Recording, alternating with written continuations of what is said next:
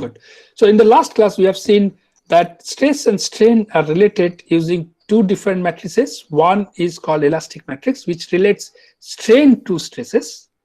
And there is another matrix called complex matrix, which relates stresses with strains. And they are inverse of each other. C is inverse of S. Right? And we have seen that for a general 3D material, the number of elements in a C matrix or in an S matrix will be 3 cross 3 cross 3. That means total 81 constant, independent constant that are needed to be known to accurately know a material. Okay. Then we said that these 81 material constants are very difficult to find and almost impossible. Right now, with the current experimental techniques, in IIT Madras, in our lab, not my lab, in our colleagues' lab, just the next neighboring lab, we can find 11 material constants, not more than that. Now, this material constant may depend on only the material. It depends on how material behaves with respect to temperature. It depends on how the material will behave with respect to magnetism, if you put that material in a magnetic field, how the material will behave if you put them in an electric field, and all those things, So all those things becomes part of this matrix C. Right?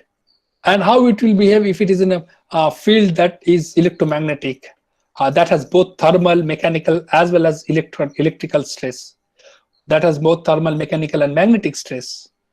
In combination of those things also can be found using this C matrix. But luckily, not all materials show all these kinds of differences. They do show these properties, but these property values will be so less that they won't be very important. So if you give an energy to material, the external energy to a material, the most part, some material will show its most energy is lost through its mechanical strains. Some material will share the input energy into mechanical strain as well as electrical strains. That means how the grains, the atomic locations of the material grain has changed, the molecular locations has changed. So the atomic location, in the sense the electrons will push up and down. So there will be energy lost that part. So this kind of electrical displacement, we call it electrical displacement, can also be part of the input energy. Then there can be, because of magnetic, some material will show magnetic influence if you give mechanical strains or mechanical energy input to the material. So the energy loss can be in various forms, right? Some material will get heated up. So all these energies can be shared, and some materials will share those energy very, very low. So for them, we don't need to do all this kind of analysis. We'll be happy with doing a bare minimal analysis. For example, let's say wood or steel. So these 81 material constants are very difficult to find. So then we do a lot of approximations and a lot of mathematical play around we do. For example, in a linear case, we can reduce them to 21 material constant. First, what we do is we make a relation that the cross shears are equal. That means tau xy is equal to tau yx, tau xz is equal to tau zx, right? So in that way, we can reduce 3 constants. Similarly, we can reduce 3 strain constant, because the cross strains or cross shear strains and cross shear stresses are equal, and those reduces the number of unknown stresses and unknown strains to only 6. So 6 unknown stresses and 6 unknown strains. So that reduces your 81 constants to 36. Right? Then we do some energy. That's what we have shown in, I think, last class, that we do some energy relations, and we see with that energy relation that this C matrix has to be a symmetric matrix, because my strain or stress are symmetric. Therefore, the C matrix has to be a symmetric matrix, and if this C matrix is a symmetric matrix, then we don't need 36 element. There will be this matrix, this upper diagonal and the lower diagonal terms will be equal or same. That makes that reduces to 21 constant. And these 21 constants are constants that are needed for any generic anisotropic material. Okay, so any generic anisotropic material, you need 21 material constant. This is what has been shown here. These are the 21 material constants that are needed for any generic anisotropic material. Then what we do, we take planes of symmetry. That means the planes of symmetry at the grains level, okay, not at the macroscopic level. At the grain level, we take planes of symmetry. And when we take planes of symmetry, for example, this is one plane of symmetry. That means if you rotate the XY axis by 180 degree about this plane, this constitutive relationship doesn't change. That means whatever constitutive relationship it does show in this direction of X3, it will show similar constitutive relationship in this direction of X3 also. That means if a material is here, whatever relationship it follows with this material here, it will follow same relationship with the material here. Or in other sense, if I load that material along this direction, whatever deformation it gives in this direction will be same if I load the material along this direction and it gives you a deformation in that direction. They will be same, right? So this relationship tells you that the material is symmetric about this plane. Then we can have another plane of symmetry.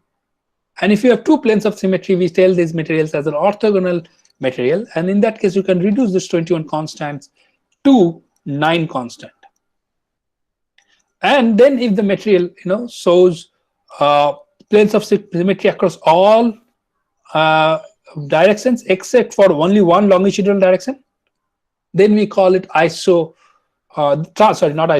transversely isotropic material. And for that, we need 5 constants to be found out. And I have shared a notes which details all those things. This is only for your interest to read and understand a little bit more on constitutive relationship. You can see videos which are given here for understanding on material symmetry, which is a part of material department or studies on material science. So, but there are good videos to show. So you can see those videos to understand material symmetries. You can find these material symmetries using mathematics also, but those mathematics are beyond the scope of the current syllabus and current understanding also.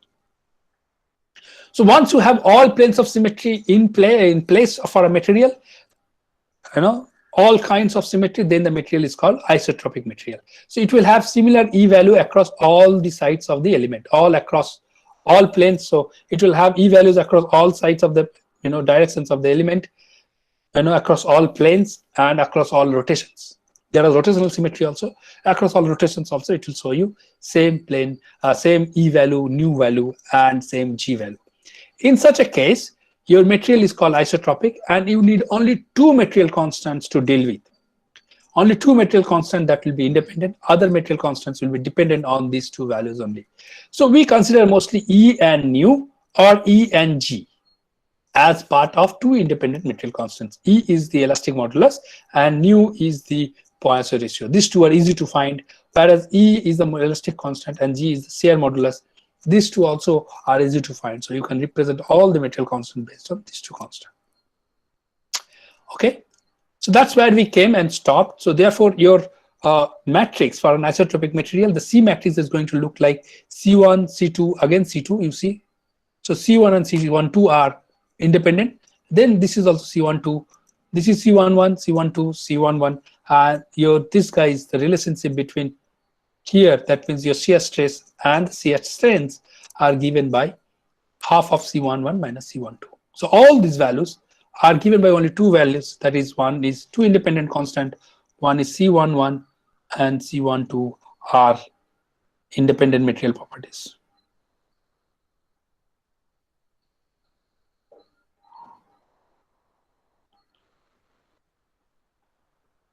This is for isotropic material. Remember, this is for isotropic material.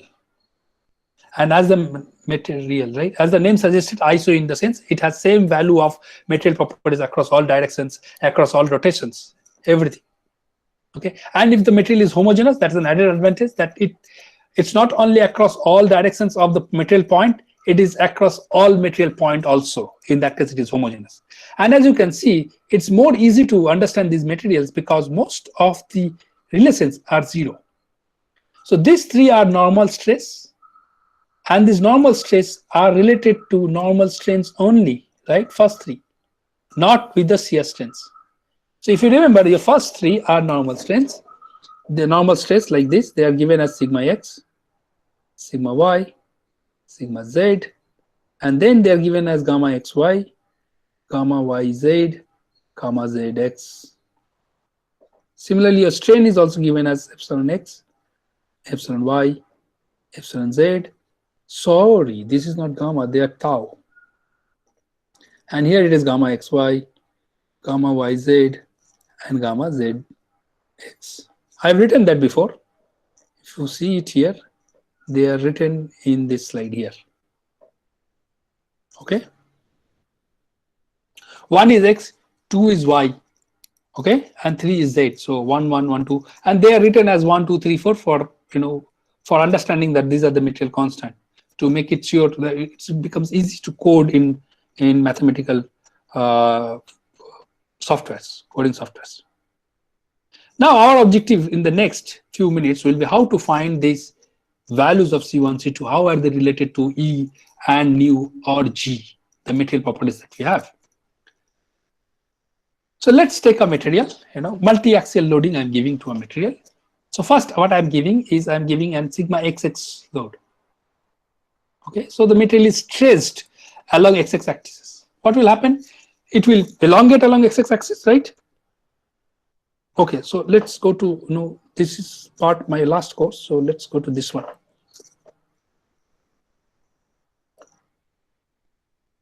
All right, here. So the material will elongate along, so this was the initial material, initial geometry of the material, and now you have given a load along x direction or a stress along x direction. What will happen? Material will elongate along x direction, and that will be given by the strain that is along x direction. This is the strain along x direction, that is epsilon xx. But as it elongates along x direction, it will also contract along y and z direction, right? So there will be reduction in dimension along y direction, which is given as the strain along y direction, epsilon yy. Similarly, there will be a reduction along z direction. This is the reduction, which is given by epsilon zz. All right, is that figure understood? Now similarly, I can load the material along y direction, no load along y, x and z direction. Okay, I can load the material along y direction, and if I load the material along y direction, it will elongate along y direction. So therefore this is going to be, this length is going to be your epsilon yy. This reduction in length along x direction is going to be your epsilon xx, and this reduction in length along z direction here is going to be epsilon zz. Similarly, now this reduction is not going to be only epsilon yy, it's going to be mu into epsilon, nu into epsilon yy. Here also it is going to be nu into epsilon zz. If you remember, this is due to Poisson ratio, right? And Poisson ratio nu is given by minus of lateral strain by longitudinal strain.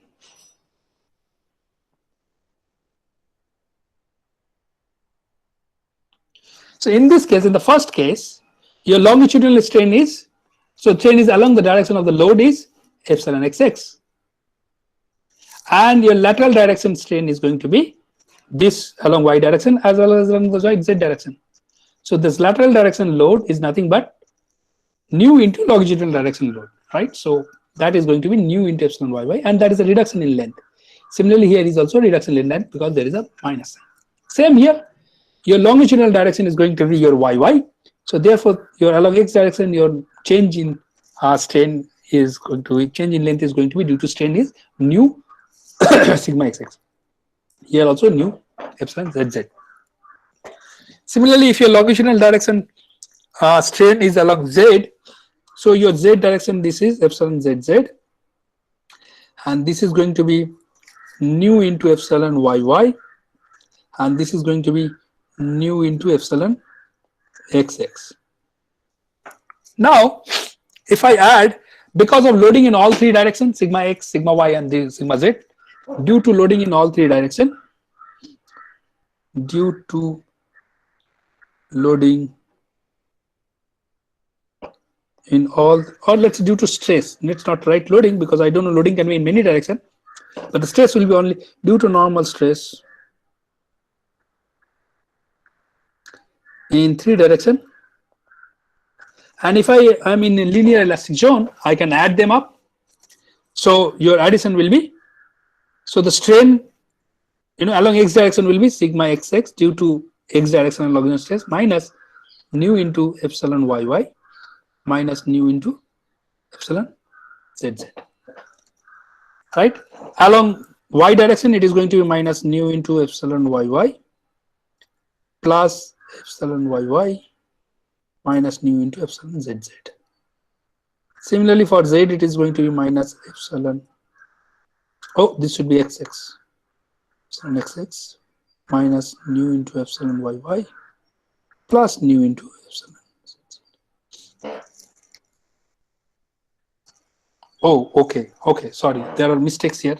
I'll just change these mistakes, and I will not, I will not rub them. I'll cut and change. This is going to be epsilon xx.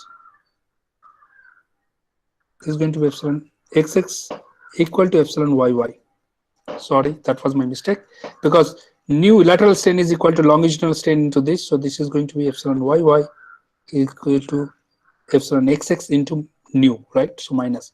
So this is also going to be xx here equal to epsilon zz.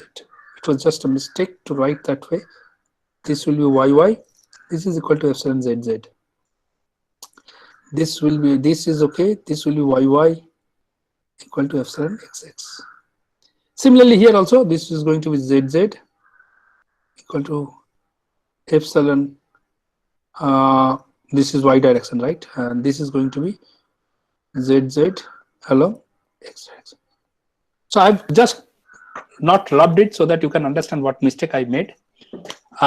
When I send you the copy, I'll send you a proper, properly written copy. Okay.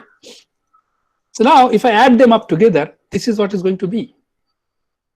Your total strain along x direction is going to be strain due to, total strain along x direction is going to be strain due to its own along x direction, and that will be given by sigma x by E. And then stress due to y direction will be given by minus nu into sigma y by E. And then again, due to z directional strain, this is sigma z by epsilon. Is that correct? Is that understood? Okay, let's look again. Let's look again. The load, I can blow this up so that you can see it properly. First figure, the load was only sigma xx, right? Was the load. So I know my epsilon xx is equal to epsilon xx, and that will be given by sigma xx by E, right? Using Hooke's law. Epsilon yy for this load was given by minus nu into epsilon xx. So that is going to be minus nu into sigma xx by E. Similarly, epsilon zz is given by minus nu into epsilon xx, which is minus nu into sigma xx by E.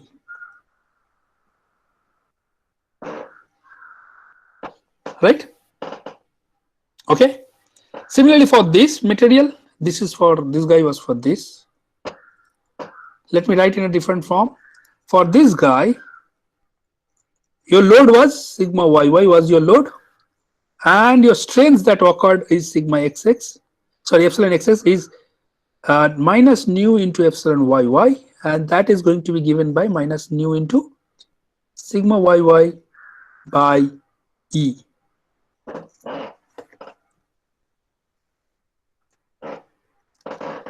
Similarly, epsilon yy is given by, since the direction is same, it is a longitudinal strain, so that will be sigma y, epsilon yy, and that will be given by no minus plus sigma y by E. Similarly, for z, epsilon zz, we have minus nu into, this looks like gamma, man. Nu. Okay. So this also has to be nu. Nu into epsilon yy, sigma yy by E. I'm just writing directly. All right. And for the third one, my load is sigma zz is my load. And if that is a load, my stresses will be given by, my strains will be given by epsilon xx will be given by minus nu into, again same mistake. Please don't do these mistakes in your exam paper, okay? Minus nu into sigma zz by E. Epsilon yy will be given by minus nu into sigma zz by E, and epsilon zz will be given by only sigma zz by E.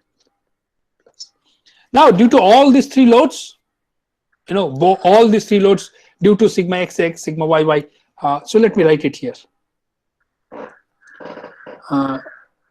Due to all sigma x, sigma y, and sigma z, if they are acting together on the material and the material is linearly isotropic, I can add all the strains, right? All strains due to sigma x, strain due to sigma y, strain due to sigma z. And if I do that, my strain along x direction is going to be due to this one plus this one plus this one. And that is what is written here. Clear? I can write the rest. Epsilon y is going to be minus nu into, again same mistake, minus nu into sigma y, epsilon y, right? So minus nu into sigma x by E plus sigma y by E minus nu into sigma z by E, and epsilon z is going to be given as minus nu into sigma x by E minus nu into sigma y by E plus sigma z by E. And that gives you this matrix.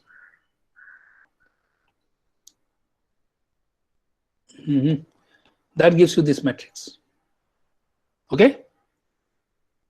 And now if you write this matrix in a matrix format, in a proper matrix format, you get something like this. All your epsilon x, epsilon y, epsilon z are written here, epsilon x, epsilon y, epsilon z, and you get sigma x, sigma y, sigma z as in the right hand. So given sigma x, sigma y, sigma z, and this is your epsilon. So this is nothing but a compliance relation. So this is sigma epsilon equal to s into sigma. Therefore, for your C, if you need to find C, it is going to be S inverse. So this is your compliance matrix S. And this is a very simple relationship to remember in a compliance form, because this is 1 by E. So you can take 1 by E common from all these three, 1 by E, 1 by V, 1 by V, all these 9 values comes out 1 by E, and you get 1 minus nu, 1 minus nu, minus nu 1 plus minus nu, 1 minus nu, minus nu 1, minus nu, minus nu 1. And you can see this is a symmetric matrix with diagonals being 1. Okay, or diagonals being 1 by E, whatever you want to represent it. Right? So this is a relationship between normal stresses and normal strain in isotropic material. And also note that the normal stresses are not related to shear stresses, right? So I don't need to deal with that. And shear stresses are not related to normal stresses. All these values are 0 here, right? So I can deal with shear stresses separately. And if I deal with shear stresses differently, this is what is going to look like. We know from Hooke's law, tau xy is given by G into gamma xy, tau yz is given by G into gamma yz, and tau zx is given by G into gamma zx. So that relationship, if you write it in matrix format, it's going to be written like this.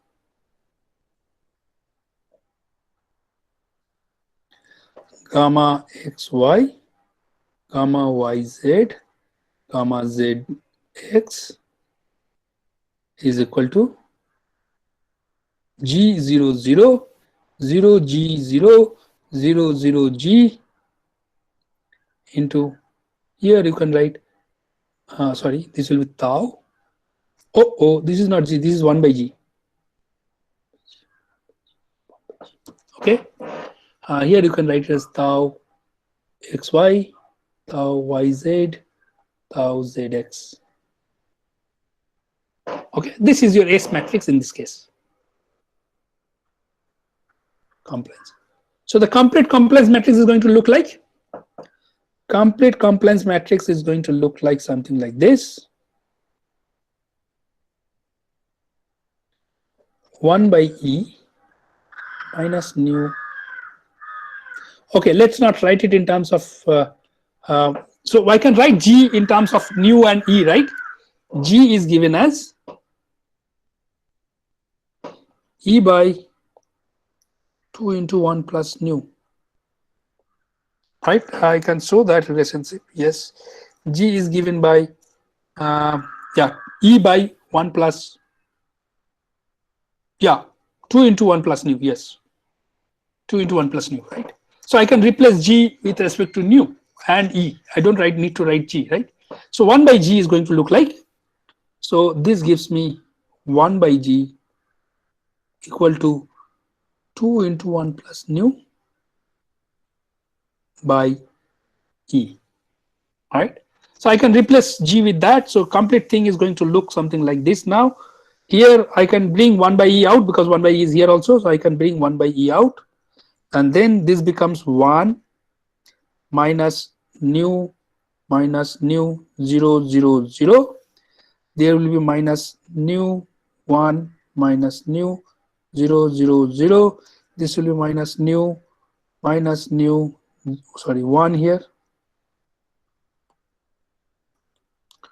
1 0 0 0, and then you will get 0 0 0. This will be 2 into 1 plus nu 0 0 0 0 0 0, 2 into 1 plus nu 0, and then 0 0 0 0 0, and then this value is 2 into 1 plus nu. Okay, so that's going to be a compliance matrix. So what will be a C matrix? Just inverse of this compliance matrix. Okay, so the generalized Hooke's law is going to look something like this. This is what we just derived. This is what we just derived. You can see 1 minus nu. So this part and this part are separate. You know, they can be completely separate. They're disconnected. They are not coupled. So the shear stress and normal stress in an isotropic linear elastic material are not coupled. Remember this notation statement. For a linearly elastic isotropic material, the normal stresses, normal strains and normal shear strains are not coupled. Okay, so normal stress gives rise to normal strain and normal shear stress gives rise to shear strain, right? So this is the relation. This matrix is called compliance matrix, and that's a C matrix. This is called flexibility or compliance matrix.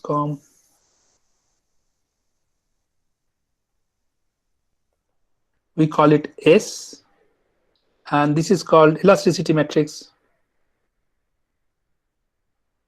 Elasticity matrix, which we call it C, right? And we know that C is nothing but equal to S inverse.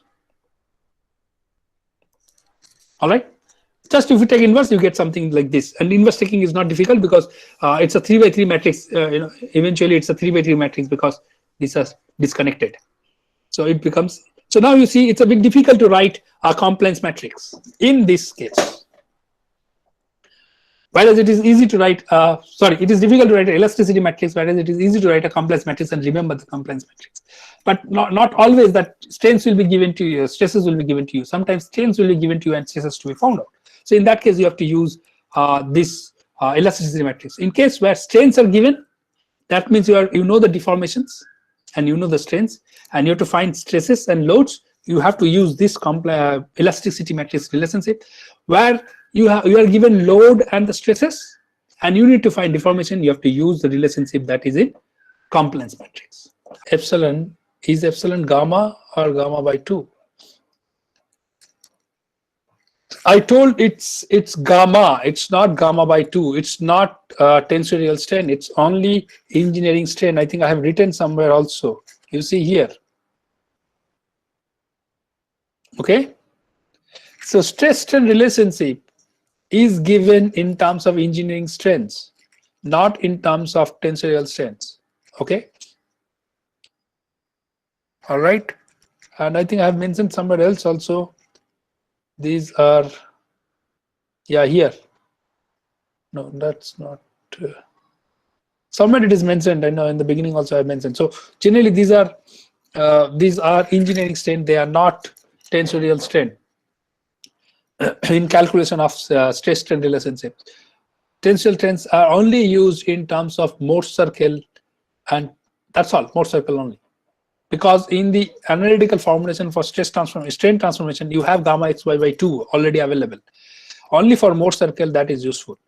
Or if you want to do a transformation using matrix multiplication, then also you can use tensorial notations. Right? Other than that, everywhere else it's engineering strain. So please note it down. Note down in your notes. Yeah. So we were looking into generalized Hooke's law for the last few classes. Generalized Hooke's law is when you extend this Hooke's law to 3D problems, including shear strain and normal strains. But for isotropic material, you can do it for homogeneous orthotropic material also. But as long as you are in the linear zone, you can follow the Hooke's law. And the Hooke's law for the general material is given as this relationship, where you have 6 strain unknowns and 6 stress unknowns. And for isotropic material, the complex matrix will have only 2 unknowns. One is your nu, another one is your yield elastic constant. You can also have elastic constant and G also, but generally G and nu and E are all related to each other through a relation which is G equal to E by 2 into 1 plus nu. You can use that relationship and then find this formula. Similarly, if you convert your stresses, if you relate your stresses to strain, you use something called compliance matrix or the flexibility matrix. And if you use elasticity with if you use your strain to get your stresses, we call it elasticity matrix or the stiffness matrix to be opted. Please note these terms. These terms are very useful and they will be used left and right, not only in this course, in many solid mechanics courses to follow, even in your design courses, even in your dynamics courses, even for your finite element analysis courses. Everywhere these terms will be used. You need to be careful what you are using. Either you are using stress to be known, strain to be unknown, or you are using strain to be known and stress to be unknown. Okay, so these two kind of formulations will give different kind of matrix that you need. One is your compliance matrix, the other one is your stiffness or elasticity matrix. Right. Now we have discussed about generalized 3D generalized Hooke's law. Now let us consider that not all problems need a 3D solution. Right. There are problems which can have an easier solution provided they have followed certain kind of constraints. For example, if you have a thin plate, if you have a very thin plate, a paper, let's say, then you don't need to analyze it as a 3D material. But as you can understand that one dimension, that is along Z direction, is far, far smaller than the directions along Y, dimensions along Y and say X, right? So if you consider a thin plate, let's say like this, then its thickness along this, I have drawn a bit, larger thickness looks like. Along the Z direction, let's say that is the Z direction. This is your Z direction. And this is, let's say, X. This is, let's say, Y. Okay. So along Z direction, your dimension is very, very small than the dimension along XY.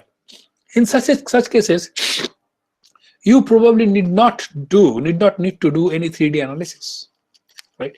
But to do those things, we do two kinds of assumption. One is called plane stress assumption.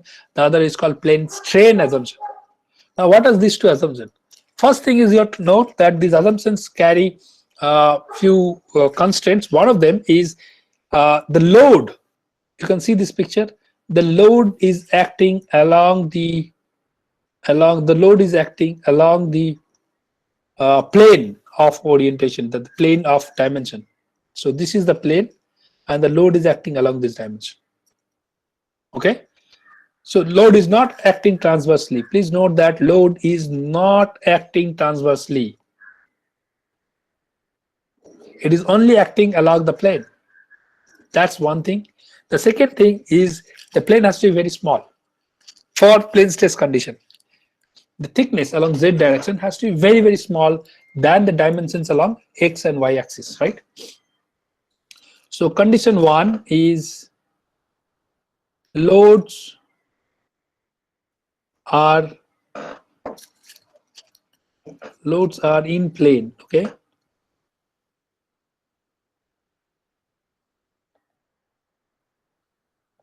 condition 2 is thickness along z direction or any of the transverse direction is smaller, much smaller, okay, compared to x and y directions. So one direction dimension is very small. In such cases, what happens is you can assume that the stresses that are acting on z direction are 0. So third is sigma z, tau zx, and tau zx are equal to 0. Okay, so third direction, z direction stresses are 0. So you can see the state of stress has converted into this, all z direction will be 0, and since this is a symmetric matrix, this will be 0, right? And therefore you end up with only having 3 stress components. One is sigma xx, sigma yy, and tau xy. So these are your 3 stress components. The stress components along z direction are all 0. So these are the 3 things that you need to so now stress along z direction will not necessarily will be 0. There will be a very small value compared to your sigma x and sigma y. And you can, from your design criteria, assume them to be very small, and that will make sure that you have your analysis as a plane stress. Okay, that you can assume in that case. Now I have said that the strain, that the stress along z direction is 0. We have not talked about anything about strain, right? Will strain along z direction is also 0? We don't know that because if you look into the expression for strain, stress along z direction, the stress along z direction is given as, where do I write it? There is no space to write. Anyway, stress along z direction, I'll write it here. Stress along z direction, sigma zz, is given as epsilon zz, right? And what else?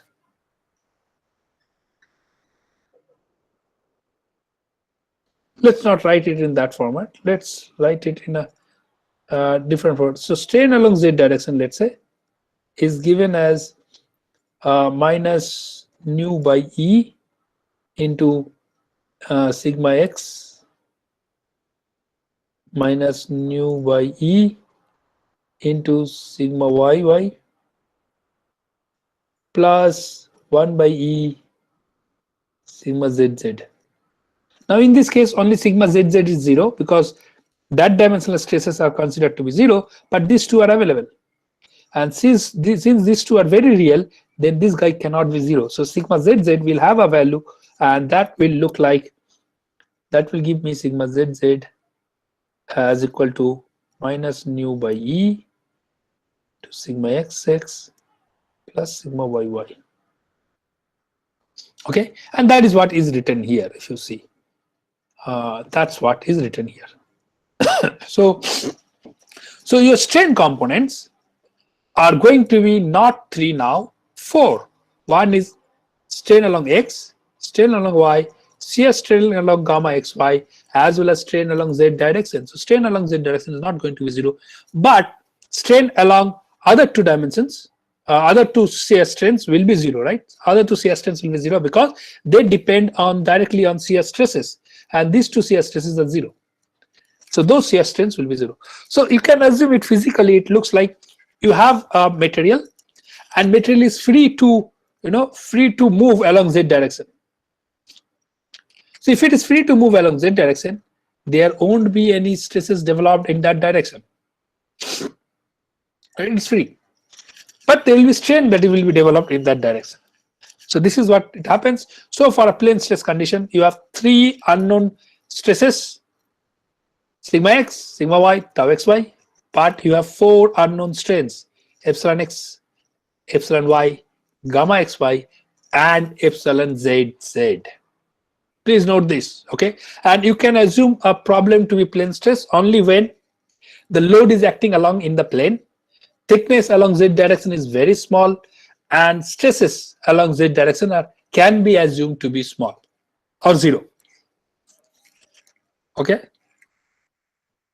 can be assumed to be 0. In that case, you can consider a system to be plane stress. For example, plane stresses are thin plates, plane stresses are paper, plane stresses are if you have a thin walled circular tubes where water is flowing from inside and you have a pressure from inside, then you can consider them also to be a plane stress condition. Okay, so these all are plane stress condition. Similar to plane stress, there is another condition called plane strain condition.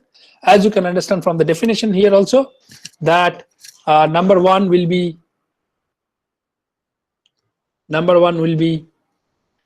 loads are in plane.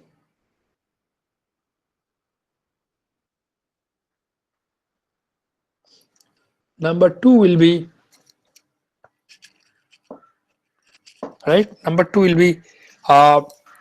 strains along z direction, epsilon z, epsilon zx, or let me write it as gamma zx, epsilon zz, gamma zx, gamma zy are assumed to be 0, or they are 0 from the boundary condition. Either of things has to be found out. Okay, and in this case, the material will not be thin, rather material will be thick.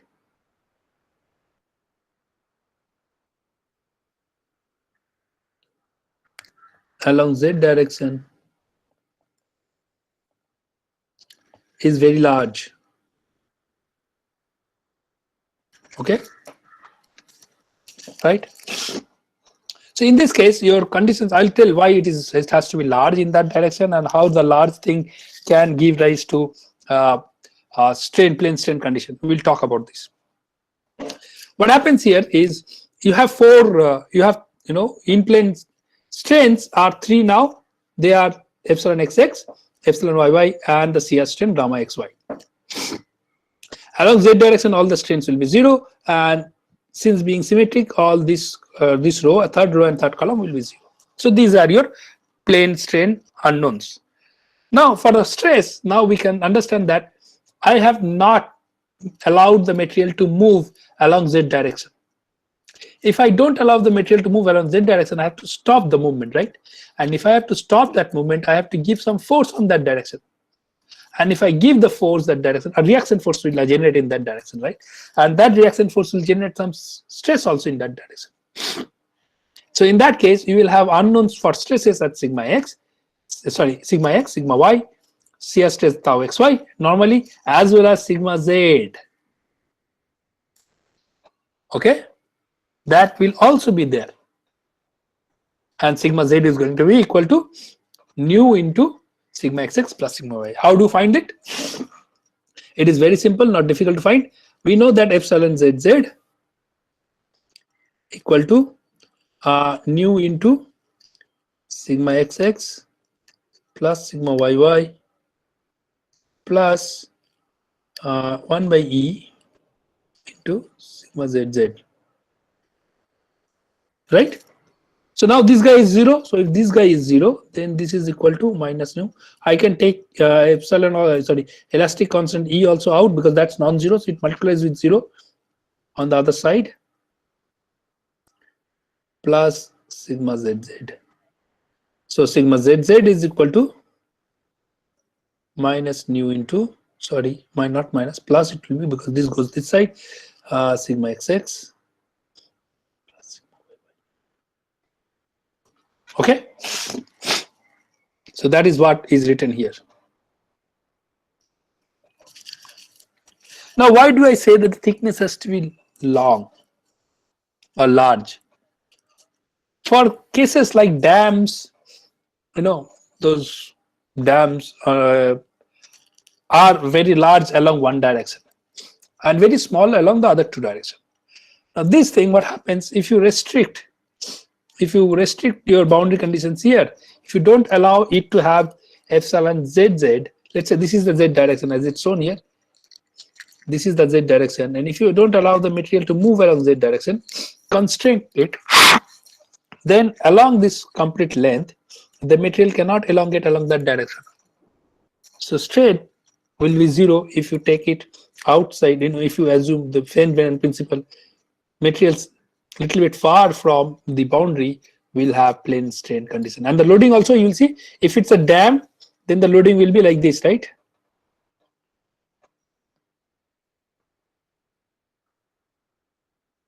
So if you take a small slice out of it, you will see something like this. This is the in-plane load of the water or something.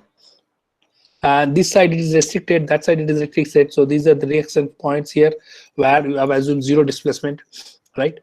And that's all, and then the material cannot move along z direction. So I think I have to put here xyz direction, right? So this is your z direction. Same here probably. This is your z direction. Okay, I hope that's clear. So in such cases, you can find the matrix, compliance matrix will look like this. Your unknown sigma stresses will be given in terms of this. This is the elastic matrix. And this is the strain, as well as along with that, there will be one added equation that will come in, that is sigma zz is equal to this. This is an added equation that should come into the picture. Similarly, for plane stress condition, you have 3 unknown strains that will be related to stresses using compliance matrix, but along with that, you have to add one extra equation which gives you the value for sigma epsilon zz. So these are the plane stress condition. A little bit of thing that I discussed is given here. So if you have a planar continuum problem, planar in the sense of which you can consider to be a planar problem. So if you have thick sections along z direction, we consider them completely plane strain condition. If you have thin sections along z direction and the ends are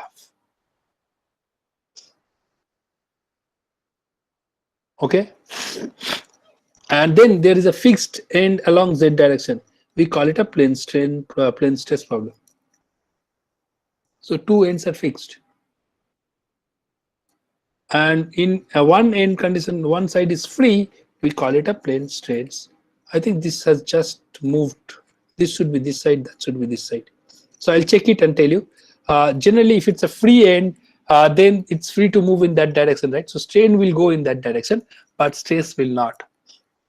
So I'll just check. But generally, if you have a thin section, they are mostly, for example, if you have plates, thin all cylinders, we assume them to be plane stress condition. If you have dams which are long, right? Long materials like this, they can be considered to be plane strain condition. But remember, the load has to be along in plane. That's most important criteria for finding it out. Sometimes same problem can be solved from plane stress condition as well as from strain condition. The problem solutions will differ maybe by 10 to 20% from the values that you might get originally. Okay, understand, because very easy. Yeah, so apart from mechanical loadings, a material can undergo thermal loading also, and the objective of thermal strains become much easier if your material is isotropic and homogeneous. Please note, these two are important criteria for solving thermal problems. If material is isotropic and homogeneous, then the material will not have any shear deformation. Then no shear deformations or shear strains. No shear strains are generated in the material. So if it has elastic modulus same along all three directions in a material. So if I have a material like this, and it has same elastic constant along all three directions. Okay, so these are my three directions. This is E, this is E, this is also E. All three directions it has same elastic constant. Then what will happen? And the material is homogeneous, and then you hit the material. What will happen? Material will elongate along all these three directions in the same fashion because alpha is same all through. Okay, so this will elongate along this also alpha delta t into dx. It will elongate along this direction also alpha delta t into dy, and if it will elongate along this direction also alpha delta t into dz. So for a unit volume with dx, dy, dz, it will have same elongation on all these three sides. As long as the material is homogeneous, there won't be any lesser increment in any of the direction. But when the material becomes inhomogeneous or non-homogeneous, or when the material has E value different in three directions, then one guy will go larger in one direction, the other guy will not have that much elongation in the other direction. Then what will happen? There will be a shear formation in the element. So as long as it is not that way, we can very easily assume that the only strain that is going to come into the material is going to be normal strain, no shear strain. And this is the thermal part of the strain. We call it epsilon t, thermal strain, which is given as alpha into delta t. So elongation is alpha into delta t into L, and strain will be, so strain is alpha into delta t into L divided by L. This goes off. You know that the elongation due to temperature is alpha delta t into L from your basic physics course, and therefore strain is alpha epsilon t is alpha into delta t. The unit for strain is given in terms of microns per Faraday or microns per Celsius. Generally, microns is 10 to the minus 6. We have already talked about. Micron per Celsius is generally taken as SI unit. Now, if you look at generalized Stokes law, the changes, as I said, will only be in the direction of normal strains. So normal strains are given by this. Normal strains are given by this relation when you have a mechanical loading, and for a thermal loading, it will just add up with a alpha delta t. Right? So along epsilon xx, epsilon yy, and epsilon zz, you will have alpha delta t added up. These are called thermal strains. These three. Nothing will add up in terms of shear stress, as long as we assume the material to be homogeneous and temperature change is uniform. That means material properties are same along all three directions. Under mechanical and thermal loads, so what happens? Your strain your complex matrix is like this. It just added up with another alpha delta t into our column row matrix, which is 1 1 1 and 0 0. So this is the way of writing it, and it's very simple to remember. Similarly, for a stiffness matrix, this is how you add it up in case of thermal strains, and thermal strain amplitude is given by this.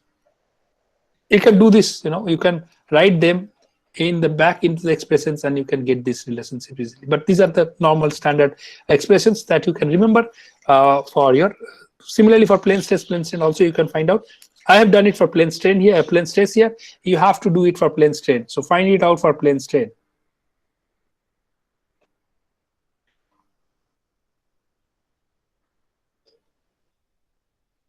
You find it out, okay?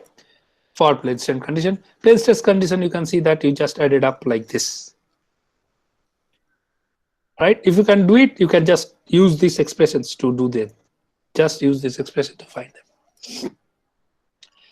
We have talked about stress concentration in the last class. Today, I'm going to give a little bit more hint on it. Stress concentration, as I said, happens in various positions where, number one, sudden change in geometry of the member. 2, crack tips. 3, near holes. in a material. Okay, so your average stress as it comes from the Saint Venant principle will be much lower than the stresses along these points, these 3 points, or maybe fourth point will be near the load point. Okay, if you have a point load at the contact points, and fifth loading point.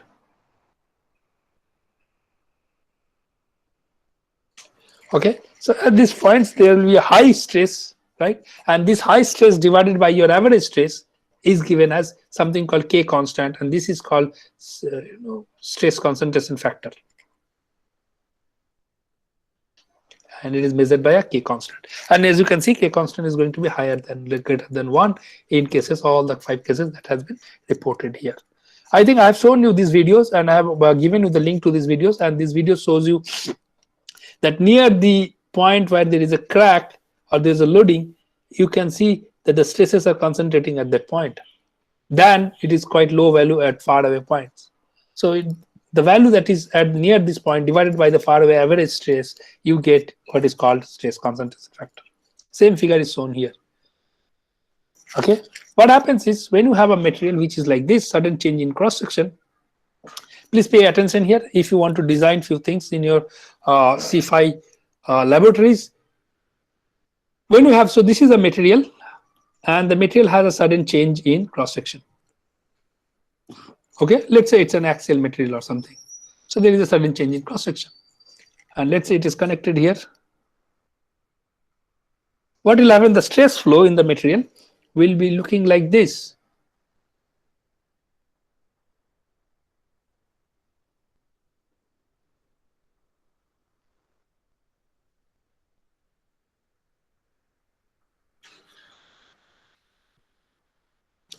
And let's say it is acting upon by a force P. So you can see the stresses which were far apart in this zone have now concentrated here. Okay, if you assume stress like a water flow, they have been concentrated at this junction. This stress increment, is called stress concentration. So to avoid stress concentration, what we do, generally to avoid stress concentration, what we do is we try to do not have a sharp edge at this point. We try to add some material there and cover it up like this. We call it chamfering.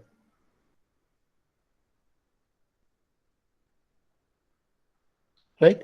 So you'll add a little bit of material. Please, if you design material for your raftar or something, this is what you have to use, and otherwise your materials will start filling. And here also you just give a little bit of circular edge, a little bit of radius. What happens is now the material flows smoothly. There is no jump.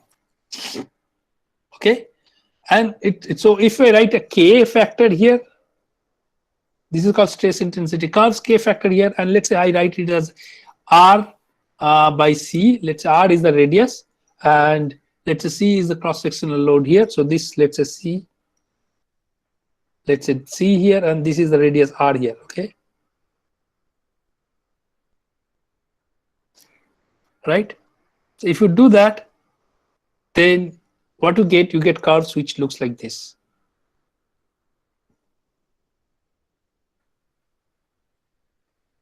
So as you can see that as R by C increases, your K value reduces, right? Comes down. Therefore, but you cannot have more R, large R there, because that will reduce, that will demerit the objective of designs, because in that case you could have taken a material that is completely straight, right? So for your design requirements, you have reduced the length here, right? And if you go for a larger like this, then although your stresses will be much lower, but the design requirement may not permit you. But you can give a small, very small circular patches here, which will reduce your stresses to a high extent. Please look into books, any book, please look into any book. Into any book for numerical values.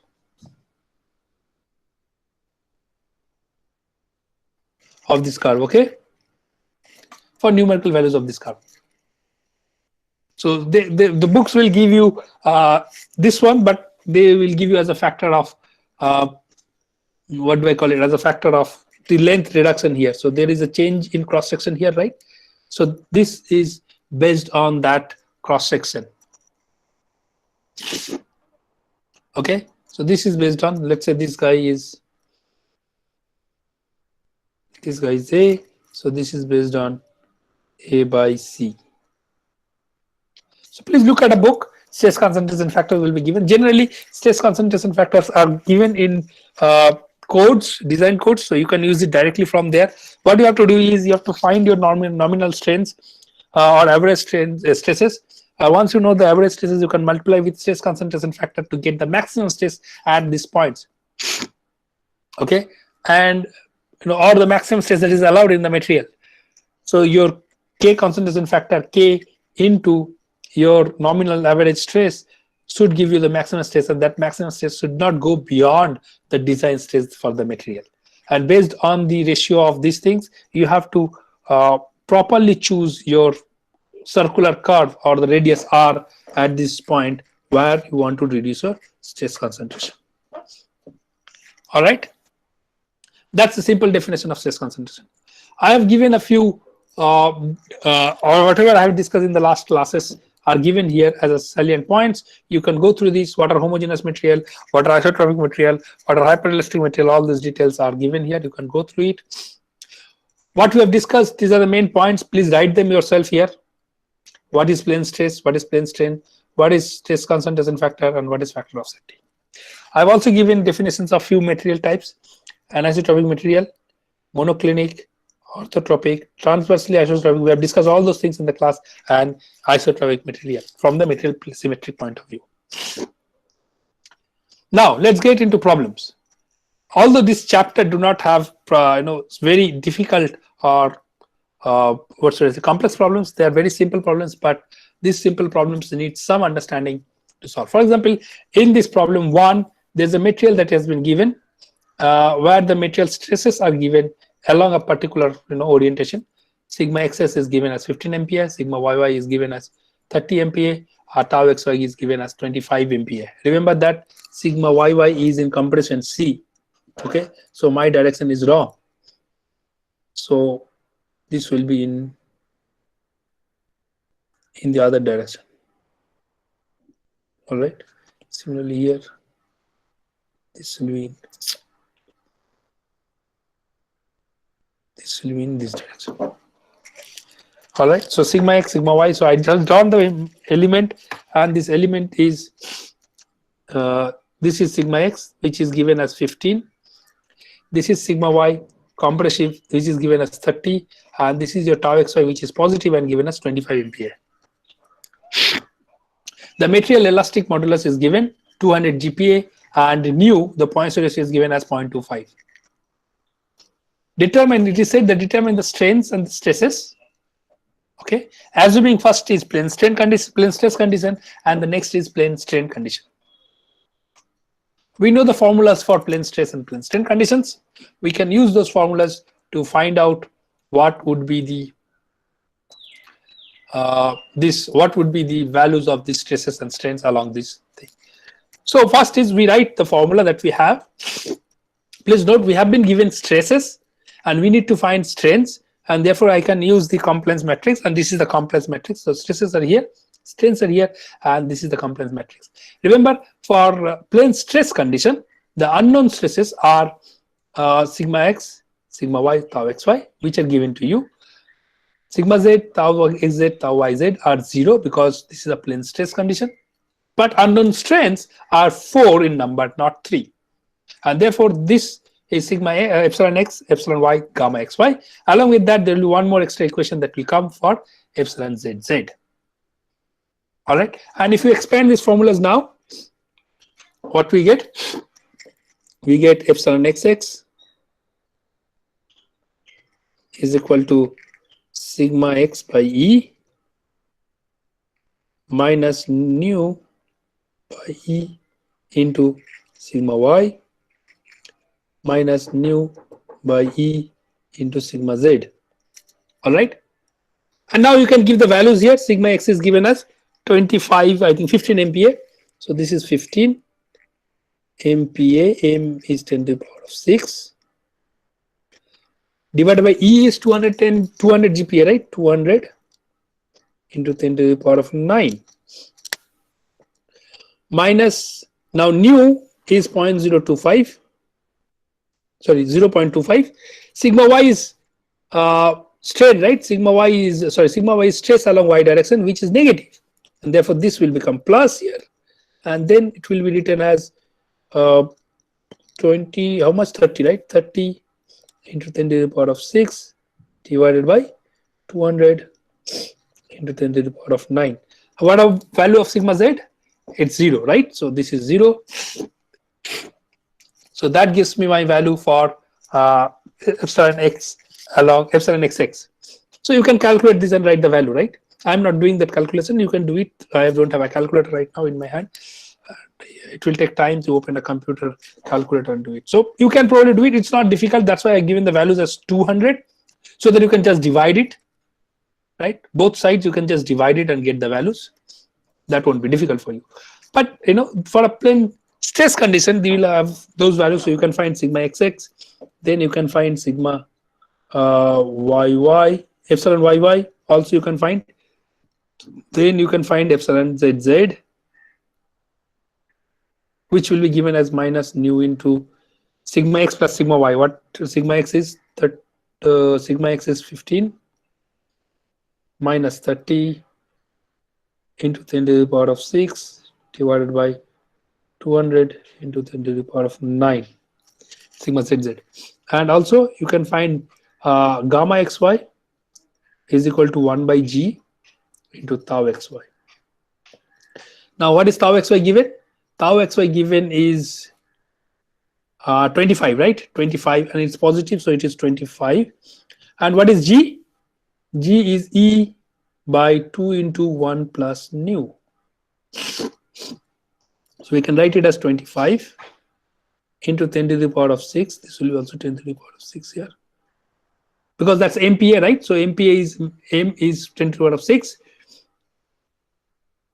megapascals MPa, and then E is how much? 200 into 10 to the power of 9 by 2. So that will come up here. 2 into 1 plus nu is 1 plus 0.25. You can calculate the final value. Okay. So now what happens if you have a plane strain condition? So that was plane stress. Now let's look at a plane strain condition.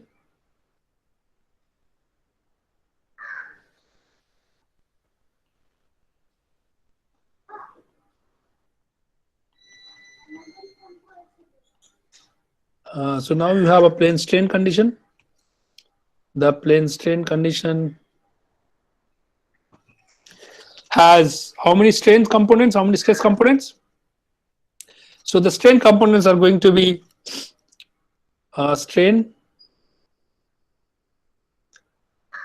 epsilon xx, epsilon yy, and gamma xy. Stress components sigma x, sigma y, tau xy, and sigma z. Whereas these three are known, right? These are known, these are given. Only thing is sigma zz has to be found out. Okay. Whereas epsilon xx, epsilon yy, and gamma xy can also be found out. So you can find out now the relationships of sigma x, sigma y, and but remember that gamma x, sigma z is not 0. Therefore, it will not come out to be of same value as it was earlier here. Because in this expression we had sigma z to be 0, which is now non-zero, right? So what I have to do, first we have to find sigma z, because sigma z, unless we find sigma z, we cannot use it in this expression. So first job is to find sigma z. How are you going to find sigma z? The relationship is given here.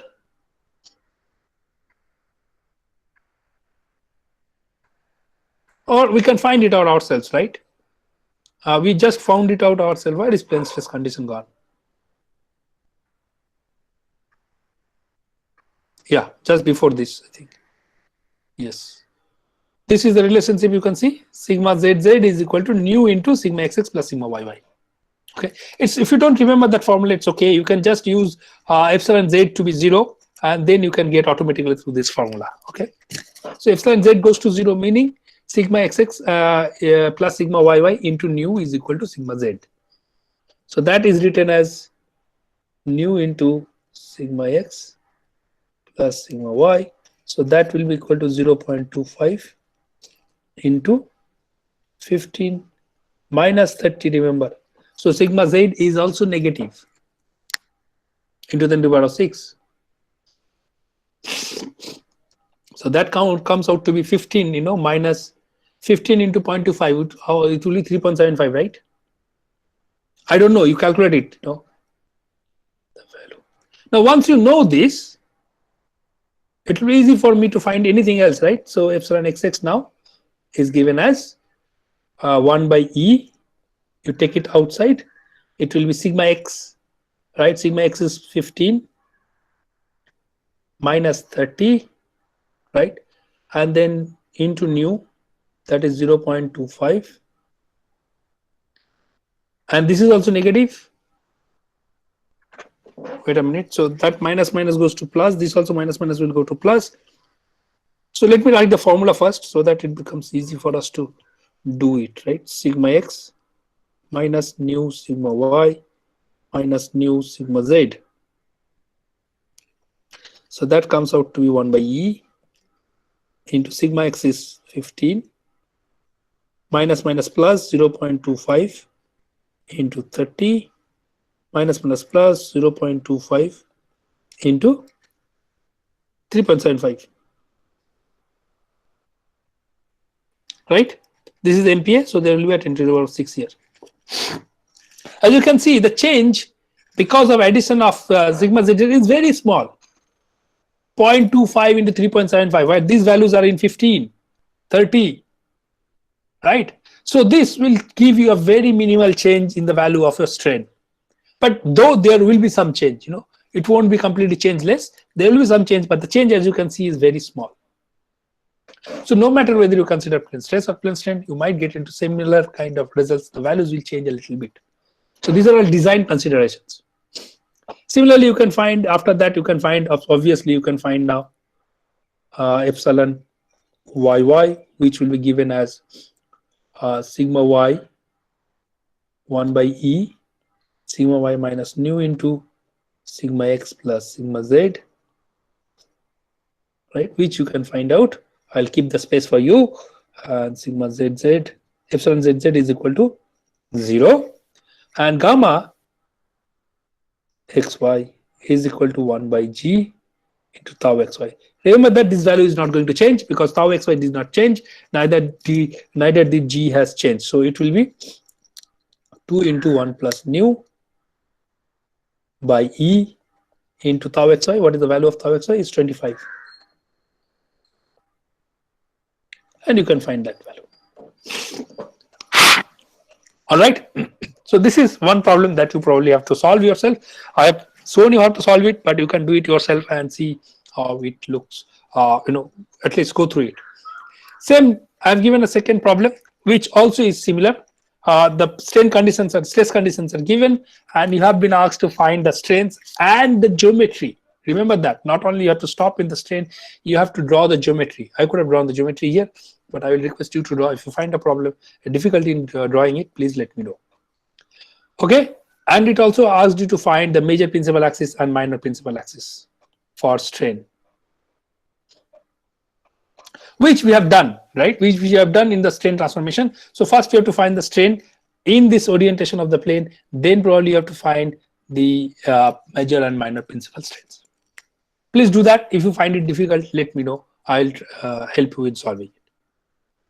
Third problem, you can see what is this? This is the strain geometry is given. The deformed geometry is given to you, and you need to find the stresses, average stresses, sigma x, sigma y, tau xy. Okay. So what is this? You know the strains here, right? How do you calculate the strains here? sigma x. First is epsilon xx. How much is epsilon xx? Epsilon xx is how much this line, the original undeformed line, this was your original undeformed line, has changed in the deformed. So this was your original undeformed line, has now changed to this. So it has reduced in length. It has gone in this direction.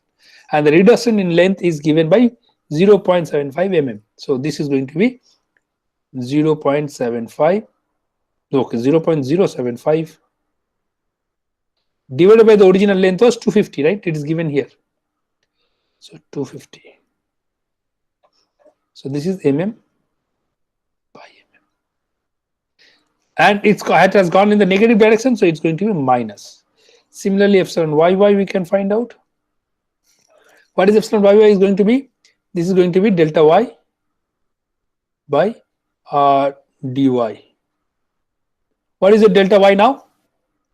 As you can see, this was your original length. Sorry, I will not draw it with a pen.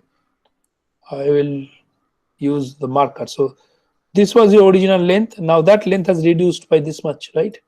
So this is a reduction in length, and therefore your epsilon yy is also going to be minus.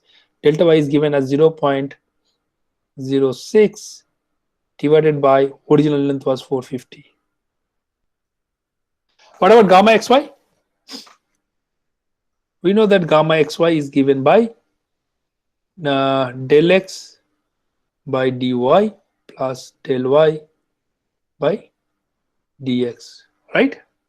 Now what is del x along y direction?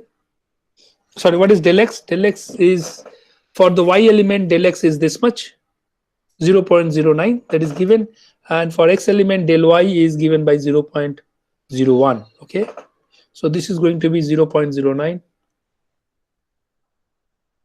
by the length was 450 plus this was 0.01 and the length is 250. So that will give you the strain. So once you know this epsilon xx, epsilon yy, and gamma xy, once these are known, you can use your stress strain relationship to find your sigma x, sigma y, and sigma z, right? Use relations to find sigma x, sigma y, sigma z, and tau xy.